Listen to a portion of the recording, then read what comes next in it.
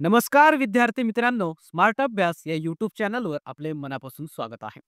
आणि आजच्या या व्हिडिओच्या माध्यमातून मित्रांनो, आपण सप्टेंबर महिन्याच्या ज्या काही महत्त्वाच्या घडामोडी घडलेल्या आहेत त्याचा स्पष्टीकरणासह डिटेलमध्ये अभ्यास या व्हिडिओच्या माध्यमातून आपण करणार आहोत. तत्पूर्वी आपण जर चॅनलवर नवीन असाल तर चॅनलला सबस्क्राईब करून घ्यायचं आहे. व्हिडिओ आवडला तर व्हिडिओला लाईक करायचा आहे. तसेच हा जो काही व्हिडिओ आहे तो जास्तीत जास्त विद्यार्थी मित्रांपर्यंत पोहोचवा, जेणेकरून याचा फायदा आपल्या मित्रांना सुद्धा होणार आहे. चला मग वेळ न घालवता आजच्या या महत्त्वपूर्ण अशा लेक्चरला आपण सुरुवात करणार आहोत. तर पहिला आणि अत्यंत महत्त्वाचा असा प्रश्न असणार आहे आपल्या परीक्षेसाठी. तो प्रश्न असेल की मुंबई उच्च न्यायालयाचे नवीन मुख्य न्यायाधीश कोण बनले आहेत. ऑप्शन्स या ठिकाणी देण्यात आले आहेत. याचं योग्य उत्तर असणार आहे option number D, Shri Chandrashekhar हे नुकतंच मुंबई उच्च न्यायालयाचे नवीन मुख्य न्यायाधीश बनलेले आहेत. हा अतिशय महत्त्वाचा प्रश्न असणार आहे आपल्या येणाऱ्या परीक्षांसाठी. यावर हमखास प्रश्न हे आपल्या परीक्षेमध्ये दिसून येणार आहेत. तर त्याविषयी काही महत्त्वाची माहिती सुद्धा आपल्याला या ठिकाणी पाहणं गरजेचं आहे. तर नवीन मुख्य न्यायाधीश त्यांचं नाव आहे श्री चंद्रशेखर. या अगोदरचे जर आपल्याला विचारले मुख्य न्यायाधीश कोण होते, त्यांचं नाव सुद्धा आपल्याला लक्षात ठेवायचं आहे. त्यांचं नाव आहे आलोक आराधे. यांची नुकतंच सर्वोच्च न्यायालयामध्ये पदोन्नती झाल्यामुळे ते जे काही मुख्य न्यायाधीश आहेत ते नवीन या ठिकाणी बनलेले आहेत श्री चंद्रशेखर. हे आपल्याला लक्षात ठेवायचं आहे. आणि हे जे श्री चंद्रशेखर आहेत ते या अगोदर झारखंड उच्च न्यायालयामध्ये न्यायाधीश सुद्धा राहिलेले आहेत. हे काही महत्त्वाचे मुद्दे यांच्याविषयी आपल्याला लक्षात ठेवायचे आहेत. तसेच मुंबई उच्च न्यायालयाविषयी काही महत्त्वाचे मुद्दे या ठिकाणी आपल्याला लक्षात घेणे गरजेचं आहे. त्यावर सुद्धा आपल्या परीक्षांमध्ये प्रश्न हे विचारले जातात. तर मुंबई उच्च न्यायालयाची स्थापना झालेली आहे 1862 ला. याचे 3 खंडपीठ आहेत, नागपूर, छत्रपती संभाजीनगर आणि पणजी या ठिकाणी. हे खंडपीठ सुद्धा लक्षात ठेवायचे आहेत. तसेच नुकतंच मागच्या महिन्यामध्ये कोल्हापूर या ठिकाणी नवीन सर्किट बेंच सुद्धा मुंबई उच्च न्यायालयाचं स्थापन करण्यात आलेलं आहे. हा सुद्धा अत्यंत IMP पॉइंट आहे. हा स्टार करून ठेवायचा आहे. त्यानंतर पुढचा प्रश्न असणार आहे CP राधाकृष्णन हे भारताचे कितव्या क्रमांकाचे नवीन उपराष्ट्रपती बनले आहेत. ऑप्शन्स या ठिकाणी देण्यात आले आहेत. याचं योग्य उत्तर असेल ऑप्शन नंबर सी, भारताचे हे 15व्या क्रमांकाचे उपराष्ट्रपती बनलेले आहेत. त्यांच्याविषयी अधिकची माहिती सुद्धा आपल्याला या ठिकाणी पाहायची आहे. तर नवीन उपराष्ट्रपती बनले आहेत CP राधाकृष्णन. त्यांचा क्रमांक आहे 15वा. या अगोदर ते महाराष्ट्र राज्याचे राज्यपाल होते मित्रांनो. आणि जर सध्याचे महाराष्ट्राचे राज्यपाल कोण आहेत असं जर आपल्याला विचारलं, त्यांचं सुद्धा नाव लक्षात ठेवा. आचार्य देवव्रत हे नुकतंच महाराष्ट्र राज्याचे नवीन राज्यपाल बनलेले आहेत. यांनी जर बघितलं हे जे काही उपराष्ट्रपती पदाची निवडणूक होती त्यामध्ये इंडिया आघाडीचे जे उमेदवार होते बी सुदर्शन रेड्डी यांचा पराभव केलेला आहे आणि विजयी झालेले आहेत CP राधाकृष्णन. तसेच आपल्याला उपराष्ट्रपती पदाचा उल्लेख आलेला आहे, तर त्याविषयी सुद्धा लक्षात ठेवायचं आहे. राज्यघटनेचे कलम 63 मध्ये उपराष्ट्रपती कलमाविषयी तरतूद आहे. राज्यसभेचे हे पदसिद्ध अध्यक्ष असतात किंवा सभापती असतात. हे सुद्धा प्रश्न आपल्या परीक्षेमध्ये विचारले जातात. हे पॉइंट आपल्याला लक्षात ठेवायचा आहे. आणि यांचा कालावधी असणार आहे 5 वर्ष. त्यासोबतच भारताचे जे राष्ट्रपती आहेत द्रौपदी मुर्मू हे सुद्धा भारताचे 15व्या क्रमांकाचे राष्ट्रपती आहे. हे सुद्धा आपल्याला लक्षात ठेवायचं आहे. त्यानंतर पुढचा प्रश्न असणार आहे 99व्या अखिल भारतीय मराठी साहित्य संमेलनाचं आयोजन कोठे करण्यात आलेलं आहे. तर ऑप्शन्स या ठिकाणी देण्यात आले आहेत. याचं योग्य उत्तर असणार आहे ऑप्शन नंबर बी, सातारा या ठिकाणी नुकतंच जे आता होणार 99व्या क्रमांकाचं अखिल भारतीय मराठी साहित्य संमेलन आहे ते होणार आहे. त्याविषयी काही महत्त्वाचे मुद्दे आपल्याला लक्षात ठेवायचे आहेत. तर अखिल भारतीय मराठी साहित्य संमेलन क्रमांक असणार आहे 99. याचं ठिकाण असेल सातारा. या ठिकाणचं जे छत्रपती शाहू स्टेडियम आहे त्या ठिकाणी हे संमेलन होणार आहे.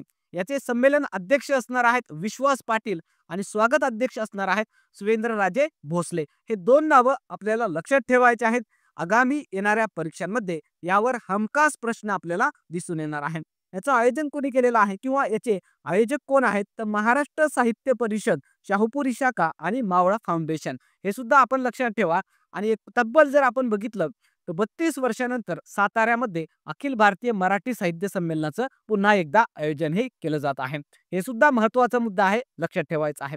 त्यासोबतच हे जे काही संमेलनाचे अध्यक्ष आहेत विश्वास पाटील त्यांच्याविषयी आपल्याला लक्षात ठेवायचं आहे. हे एक ज्येष्ठ लेखक, इतिहासकार आणि कादंबरीकार आहेत. यांचा जन्म कोल्हापूर जिल्ह्यातील नेरले या ठिकाणी झालेला आहे आणि हे निवृत्त IAS अधिकारी आहेत. हे सुद्धा पॉइंट आपल्याला परीक्षेमध्ये विचारले जाऊ शकतात, ते आपल्याला लक्षात ठेवायचं आहे. यांच्या काही प्रमुख साहित्य किंवा कादंबरी आहेत ज्या की खूप साऱ्या गाजलेल्या आहेत. त्या आपल्याला वारंवार परीक्षांमध्ये विचारले जातात, ते लक्षात ठेवायचं आहे. पहिली आहे पानिपत. ही खूप गाजलेली यांची ही कादंबरी आहे मित्रांनो, म्हणून यांना पानिपतकार म्हणून सुद्धा ओळखलं जातं.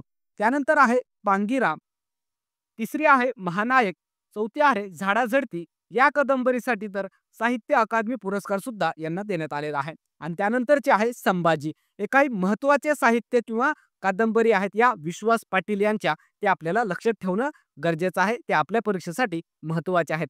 त्यानंतर पुढचा प्रश्न बघण्या अगोदर व्हिडिओ आवडला तर व्हिडिओला लाईक करायचा आहे. चॅनलवर नवीन असाल तर चॅनलला सबस्क्राईब करून घ्यायचं आहे. तसेच हा व्हिडिओ जास्तीत जास्त आपल्या विद्यार्थी मित्रांना सुद्धा शेअर करा, जेणेकरून याचा फायदा आपल्या मित्रांना सुद्धा होईल. त्यानंतर पुढचा प्रश्न असणार आहे की नुकतेच दादासाहेब फाळके पुरस्कार कोणाला देण्यात आला आहे. ऑप्शन्स या ठिकाणी देण्यात आले आहेत. हा सुद्धा अत्यंत महत्त्वाचा असा प्रश्न आहे मित्रांनो आपल्या परीक्षेसाठी. तर ऑप्शन्स या ठिकाणी आहेत. याचं योग्य उत्तर असणार आहे ऑप्शन नंबर ए, मोहनलाल. हे जे काही अभिनेते आहेत, नुकतंच त्यांना दादासाहेब फाळके पुरस्कार देण्यात आलेला आहे. त्याविषयी सुद्धा आपल्याला काही अधिकची माहिती या ठिकाणी पाहायची आहे. तर दादासाहेब फाळके पुरस्कार नुकतंच 2023 या वर्षासाठीचा जाहीर झालेला आहे. आता तो 2025 मध्ये देण्यात आलेला आहे. याचा क्रमांक लक्षात ठेवायचा आहे 55वा आणि विजेते ठरलेले आहेत केरळचे अभिनेते मोहनलाल. हे जे काही मोहनलाल आहेत त्यांच्याविषयी लक्षात ठेवा. हे मल्याळम चित्रपट सृष्टीतील प्रसिद्ध अभिनेते आहेत. यांनी तमिळ, तेलुगू, कन्नड व हिंदी अशा 400 पेक्षा अधिक चित्रपटामध्ये काम केलेलं आहे मित्रांनो. आणि यांना हा दादासाहेब फाळके पुरस्कार देण्यात आलेला आहे. या अगोदर त्यांना कोणकोणते पुरस्कार देण्यात आलेले आहेत ते सुद्धा आपल्याला लक्षात ठेवायचं आहे. पद्मश्री पुरस्कार असेल आणि पद्मविभूषण पुरस्कार असेल, त्यांना अगोदर देण्यात आलेले आहेत. यांचे काही गाजलेले चित्रपट आहेत जसं की भरतनम, दृश्यम आणि किरीडम. हे सुद्धा नावं आपल्याला लक्षात ठेवायचे आहेत. आणि हे जे दादासाहेब फाळके पुरस्कार आहे त्याविषयी काही मुद्दे आपल्याला लक्षात ठेवायचे आहेत. जसं की हा भारतीय चित्रपट सृष्टीमधील सर्वोच्च पुरस्कार मानला जातो. आणि हा जो पुरस्कार आहे तो भारतीय चित्रपट सृष्टीचे जनक म्हणून ज्यांना ओळखलं जातं, दादासाहेब फाळके यांच्या स्मरणार्थ दिला जात असतो. याची सुरुवात 1969 साली झालेली आहे. याचं स्वरूप काय असतं? एक सुवर्ण कमळ आणि 10 लाख रुपये. पहिले विजेता कोण होते या पुरस्काराचे? तर देविका राणी. हे सुद्धा आपल्याला नाव लक्षात ठेवायचं आहे. या पुरस्काराचे पहिले विजेते कोण होते असं वारंवार आपल्या परीक्षांमध्ये विचारलं जात असतं. त्यानंतर पुढचा प्रश्न असणार आहे की नुकतेच सुशीला कार्की या कोणत्या देशाच्या पहिल्या महिला पंतप्रधान बनल्या आहेत. ऑप्शन्स या ठिकाणी देण्यात आले आहेत. याचं योग्य उत्तर असेल ऑप्शन नंबर ए, नेपाळ या देशाच्या या सुशीला कार्की पहिल्या महिला पंतप्रधान बनलेल्या आहेत. त्याविषयी काही पॉइंट्स लक्षात ठेवायचे आहेत. तर नुकतंच आपण जर नेपाळ या देशामध्ये बघितलं, जेनझी आंदोलन झालेलं आहे. तर ते का झालेलं आहे? तर सोशल मीडिया वापरावर बंदी, तसेच देशातील जे काही वाढतं भ्रष्टाचार आहे त्यामुळे तेथील जे काही तरुण वयोगटातील 16 ते 25 वयोगटातील जे तरुण आहेत त्या तरुण पिढीने हे आंदोलन केलेलं आहे. आणि हे एक अत्यंत हिंसक असं स्वरूपाचं आंदोलन होतं मित्रांनो. यामुळे त्या देशातील सत्ता पालट सुद्धा झालेला आहे. आणि त्याचमुळे नेपाळच्या जे पंतप्रधान होते KP ओली शर्मा आणि जे अध्यक्ष होते रामचंद्र पौडोल यांनी राजीनामा दिलेला आहे. आणि त्यानंतर नवीन अंतरिम पंतप्रधान बनलेले आहेत सुशीला कार्की. या नेपाळ या देशाच्या सुप्रीम कोर्टाच्या माजी सरन्यायाधीश राहिलेले आहेत. तसेच आता त्या नेपाळ देशाच्या पहिल्या महिला पंतप्रधान बनलेले आहेत. हे दोन मुद्दे आपल्यासाठी अत्यंत महत्त्वाचे आहेत, स्टार करून ठेवायचे आहेत. आणि या ज्या काही अंतरिम पंतप्रधान निवडण्यात आलेले आहेत ते एक अमेरिकन गेमिंग ॲप आहे डिस्कॉर्ड हे नावाचं. त्याद्वारे या नेपाळच्या नवीन पंतप्रधानांची निवड ही करण्यात आलेली आहे. हे सुद्धा मुद्दा आपण लक्षात ठेवायचा आहे. त्यानंतर पुढचा प्रश्न असेल, नुकतेच कोणत्या चित्रपटाला ऑस्कर 2026 साठी भारताकडून नामांकन मिळाले आहे किंवा भारताकडून पाठवण्यात आलेलं आहे. तर ऑप्शन्स या ठिकाणी देण्यात आले आहेत. याचं योग्य उत्तर असणार आहे ऑप्शन नंबर सी, होमबाउंड. हे जे काही चित्रपट आहे मित्रांनो ते नुकतंच भारताकडून ऑस्करसाठी पाठवण्यात आलेला आहे. हा अत्यंत महत्त्वाचा असा प्रश्न असणार आहे. येणाऱ्या परीक्षांमध्ये यावर हमखास प्रश्न आपल्याला दिसून येणार आहेत. त्याविषयी काही महत्त्वाचे मुद्दे लक्षात ठेवायचे आहेत. तर हे जे काही ऑस्कर आहे 2026 चे त्यासाठी चित्रपट होमबॉन्ड जे काही भारतीय चित्रपट आहे त्याला पाठवण्यात आलेला आहे. याचे दिग्दर्शक आहेत मित्रांनो नीरज धायवान. यामध्ये मुख्य भूमिका साकारलेली आहे ईशान खट्टर आणि जान्हवी कपूर यांनी.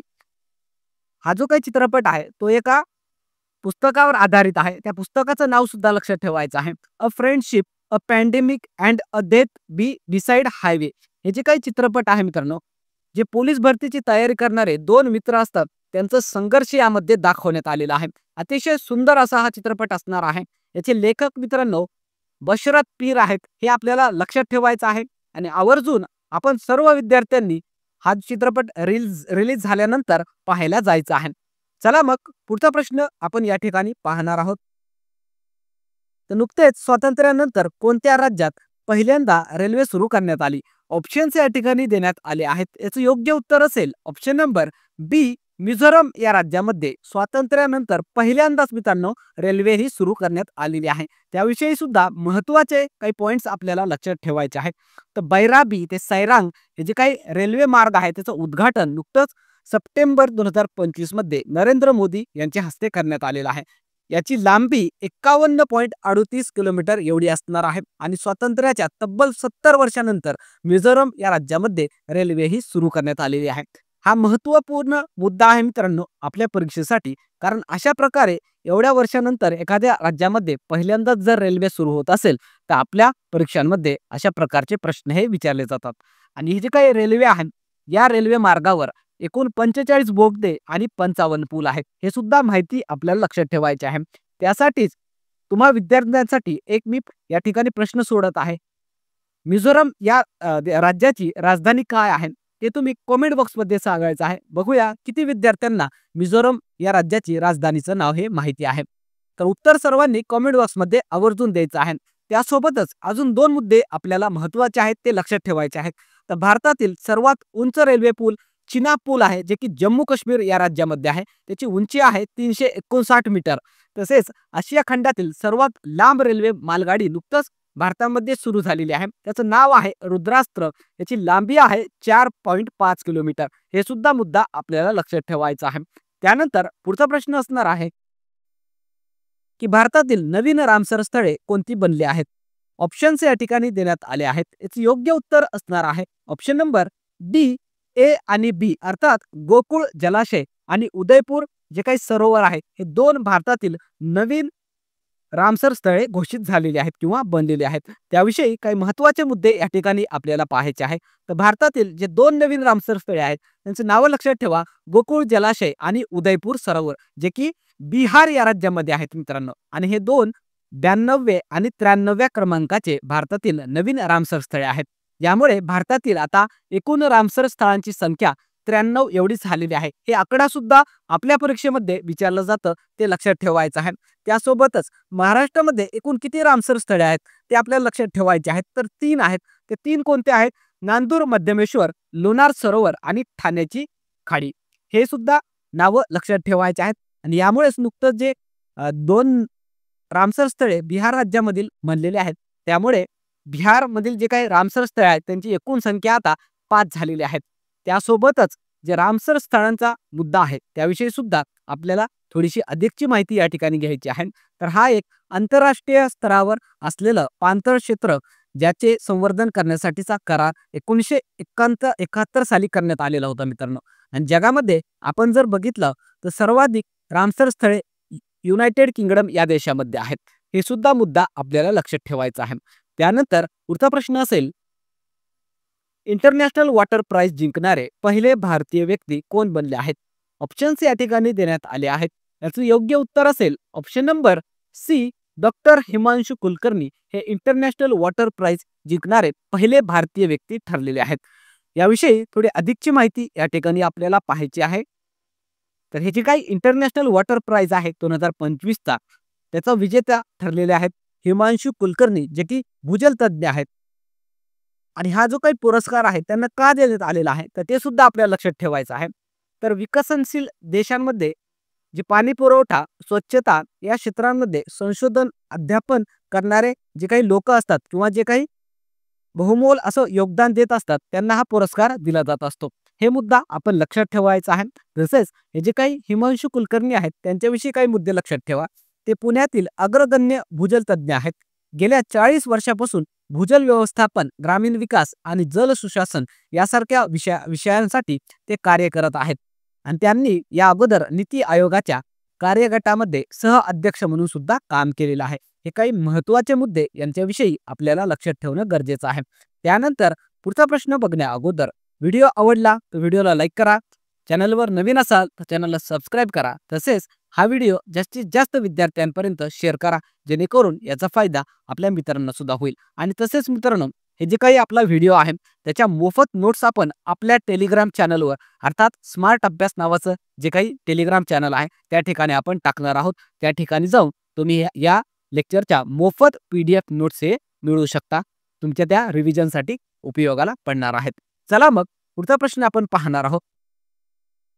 तर राष्ट्रीय ई शासन परिषद 2025 चे आयोजन कोठे करण्यात आले होते? ऑप्शन्स या ठिकाणी देण्यात आले आहेत आणि याचं योग्य उत्तर असणार आहे ऑप्शन नंबर सी, विशाखापट्टणम या ठिकाणी राष्ट्रीय ई शासन परिषद 2025 चं आयोजन हे नुकतंच करण्यात आलेलं होतं. याचं क्रमांक किती होतं तर 28वं क्रमांक होतं.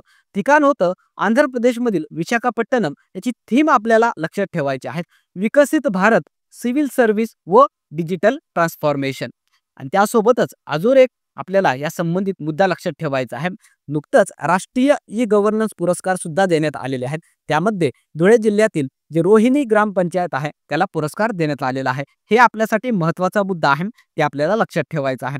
त्यानंतर पुढचा प्रश्न असेल, नुकतेच कोणत्या लढाऊ विमानाची जागा तेजस MK-1A या लढाऊ विमानाने घेतली आहे? ऑप्शन्स या ठिकाणी देण्यात आले आहेत. त्याचे योग्य उत्तर असेल ऑप्शन नंबर ए, MiG-21. हे जे काही लढाऊ विमान आहे त्याची जागा आता तेजस या लढाऊ विमानाने घेतलेली आहे. त्याविषयी आपल्याला काही महत्त्वाचे मुद्दे या ठिकाणी पाहायचे आहेत. जसं की तेजस लढाऊ विमान हा जो काही आहे तो संपूर्ण भारतीय बनावटीचा स्वदेशी हलक्या वजनाचा असा लढाऊ विमान आहे मित्रांनो. आणि ध्वनीच्या वेगापेक्षा सुद्धा जास्त वेगाने हे जे काही विमान आहे ते उड्डाण करण्यास सक्षम आहे. त्यासोबतच अगोदरचं जे MiG-21 होतं त्याविषयी सुद्धा मुद्दे लक्षात ठेवा. हा सोव्हिएत रशियाकडून विकसित करण्यात आलेला सुपरसॉनिक इंजिन प्रकारातील लढाऊ विमान होता मित्रांनो. 60 वर्षापेक्षा अधिक काळ याने आपल्या देशाची सेवा केलेली आहे.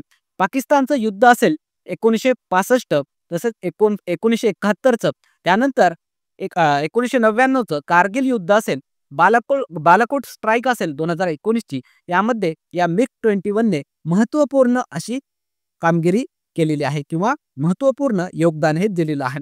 तर त्यामुळे या दोन्ही लढाऊ विमानांविषयी आपल्याला माहिती असणं गरजेचं आहे. यावर आपल्या परीक्षांमध्ये प्रश्न हे आपल्याला विचारले जाऊ शकतात.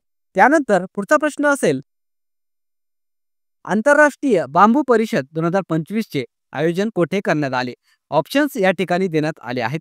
याचं योग्य उत्तर असणार आहे ऑप्शन नंबर सी, मुंबई या ठिकाणी आंतरराष्ट्रीय बांबू परिषदेचं नुकतंच आयोजन करण्यात आलेलं होतं. कालावधी होता 18 ते 19 सप्टेंबर. याचं आयोजन महाराष्ट्र इन्स्टिट्यूशन फॉर ट्रान्सफॉर्मेशन अर्थात आपण ज्याला मित्रा म्हणतो आणि फिनिक्स फाउंडेशन जे लातूरचं आहे त्यांनी केलेलं होतं. याची थीम काय होती तर bamboo for people, planet and prosperity, green gold, green energy, green earth. हे आपल्याला थीम याविषयीची लक्षात ठेवणं गरजेचं आहे.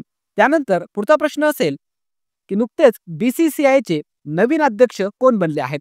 ऑप्शन्स या ठिकाणी देण्यात आले आहेत. याचं योग्य उत्तर असेल ऑप्शन नंबर ए, मिथुन मन्हास हे BCCIचे नवीन अध्यक्ष बनलेले आहेत. हा सुद्धा महत्त्वाचा नियुक्ती संदर्भामधला प्रश्न आहे, ते आपल्याला लक्षात घेणं गरजेचं आहे. त्याविषयी काही अधिकचे महत्त्वाचे मुद्दे आपण या ठिकाणी पाहणार आहोत. तर BCCIचे नवीन अध्यक्ष त्यांचं नाव आहे मिथुन मन्हास. हे 67व्या क्रमांकाचे BCCIचे अध्यक्ष असणार आहेत. उपाध्यक्ष आहेत राजू शुक्ला. सचिव बनले आहेत देवजित सैकिया. तसेच नवीन मुख्य प्रयोजक कोण असणार आहे? अपोलो टायर्स, जे की मार्च 2028 पर्यंत याची मुदत असणार आहे. हे सुद्धा मुद्दे आपल्या लक्षात ठेवायचे आहेत. त्यासोबतच BCCI विषयी काही महत्त्वाचे मुद्दे लक्षात ठेवा.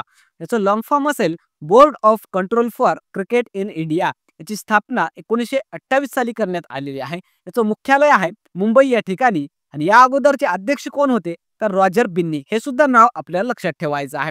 त्यासोबत जे नवीन अध्यक्ष आहेत मिथुन मन्हास यांच्याविषयी लक्षात ठेवा. हे 37व्या क्रमांकाचे अध्यक्ष बनले आहेत. यांची बिनविरोध अशी निवड करण्यात आलेली आहे.